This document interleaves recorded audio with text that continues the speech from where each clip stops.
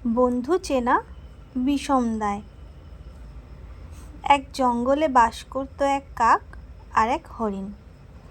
কাক থাকতো চাপা গাছের ডালে বাসা বেঁধে, আর হরিণ থাকতো সেই চাপা গাছের নিচে। কাক আর হরিণের মধ্যে অনেক দিনের ভাব। কাক সকালবেলা উড়ে গিয়ে খাবার খুঁজতে যেত, আর হরিণ বনের মধ্যে ইচ্ছে মতো ঘুরে ফিরে বনের ঘাস পাতা খেত। ঘাস পাতা খেয়ে খেয়ে হরিণের চেহারা বেশ নাদুস নুদুস হয়ে উঠেছিল। একদিন হরিণটা এক শেয়ালের চোখে পড়ল। হরিণকে দেখে শেয়ালের খুব লোভ হলো। ভাবলো এর নরম মাংস খেতেই হবে, কিন্তু খাবো কী করে? সে বুদ্ধি আঁটলো, আগে হরিণের সঙ্গে ভাব জমিয়ে নিই, তাতে তার কাছাকাছি থাকা যাবে। এই ভেবে সে হরিণের কাছে গিয়ে বলল, কি গো বন্ধু, কেমন আছো? হরিণ বলল, কে তুমি ভাই? তোমায় তো চিনতে পারলাম না। শেয়াল বলল, আমি এক শেয়াল, এই বনেই থাকি, কিন্তু আমার কোনো বন্ধু নেই। বন্ধু ছাড়া কি বাঁচা যায় বলো? তাই তোমায় দেখে ভাবলাম তোমার সঙ্গে বন্ধুত্ব পাতাই। কি আপত্তি নেই তো? এখন থেকে তুমি আর আমি একসঙ্গে চলাফেরা করব।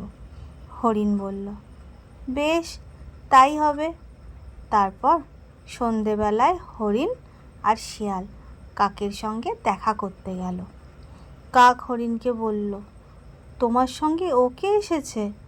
হরিণ বলল, ও এক শেয়াল, আমার সঙ্গে বন্ধুত্ব পাতিয়েছে। কাক বলল, অচেনা কারোর সঙ্গে চট করে বন্ধুত্ব করতে নেই।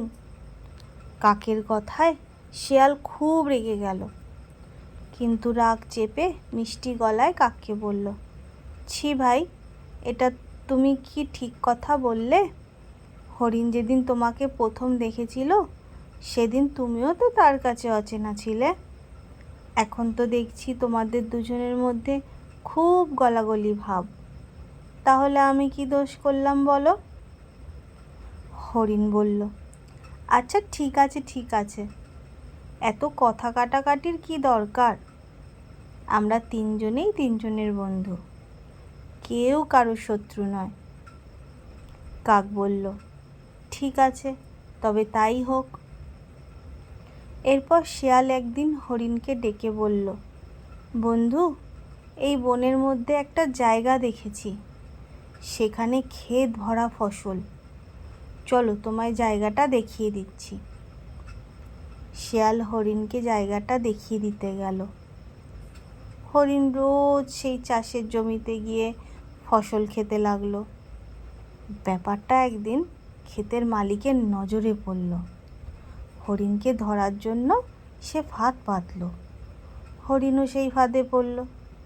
হরিণ ভাবল বন্ধু তাকে এই বিপদ থেকে বাঁচাবে। অন্যদিকে শিয়াল ভাবল, যাক, এতদিন পর আমার মনের ইচ্ছা পূর্ণ হবে। মালিক যখন হরিণটাকে কাটবে তখন তার রক্ত মাংস মাখা হাড়গোড় নিশ্চয়ই আমি পাব। হরিণ শিয়ালকে ডেকে বলল, বন্ধু, আমাকে শিগগিরই বাঁচাও, আমার বাঁধনগুলো কেটে দাও। শিয়াল বলল, হায় হায় বন্ধু, জালের বাঁধনগুলো তো পশুর নাড়ি ভুঁড়ি দিয়ে তৈরি। আজ রবিবার, রবিবারে তো আমি দাঁতে মাংস কাটি না, কাল সকালে কেটে দেবো, কেমন? তুমি কোনো চিন্তা করো না। এই বলে সে কাছাকাছি গিয়ে লুকিয়ে রইল। এদিকে সন্ধ্যা হয়ে গেল, হরিণ তখনও বাসায় ফেরেনি। কাক তাকে খুঁজতে বেরোলো। খুঁজতে খুঁজতে হরিণকে দেখতে পেয়ে গেল। সেই ঠক শিয়ালটা কোথায় গেল? হরিণ বলল, এতক্ষণে বুঝেছি, আমার মাংস খাবে বলে আশেপাশে কোথাও লুকিয়ে আছে। কাক বলল, আমি তো আগেই বলেছিলাম, যে আড়ালের ক্ষতি করে কিন্তু সামনে মিষ্টি মিষ্টি কথা বলে তাকে একেবারেই আমল দেবে না। এদিকে সকাল হতেই ক্ষেতের মালিক লাঠি নিয়ে হরিণকে মারতে এলো। কাক হরিণকে বলল, তুমি পেট ফুলিয়ে পাগুলো টান টান করে মরার মতো শুয়ে থাকো, আমি যেই কাকা করব অমনি তুমি ছুটে পালাবে। ক্ষেতের মালিক হরিণকে দেখে বলল, এ যে দেখছি নিজেই মরে পড়ে আছে। এই বলে সে হরিণের বাঁধনগুলো খুলে দিল। সুযোগ বুঝে কাক এবার ডাকতে লাগলো। কাকের ডাক শুনে হরিণ লাফিয়ে উঠে ছুট্টে পালালো। তাকে মারবার জন্য ক্ষেতের মালিক খুব জোরে লাঠি ছুঁড়ে দিল।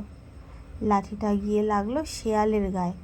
লাঠির ঘায়ে শেয়ালের প্রাণ বেরিয়ে গেল। একেই বলে লোভে পাপ, পাপে মৃত্যু।